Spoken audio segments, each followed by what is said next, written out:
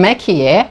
O TRA é curso? Eu recebo essa pergunta quase todos os dias. E a resposta é, o TRA não é curso. O TRA é o órgão australiano que avalia se a sua profissão e a sua experiência são compatíveis com os padrões da Austrália. É como se fosse uma validação.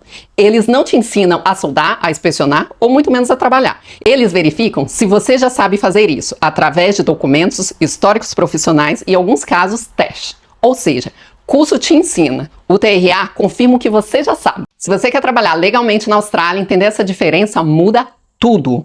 Então já sabe, né? Se quiser mais informação como essa, segue a Linda Bonfim.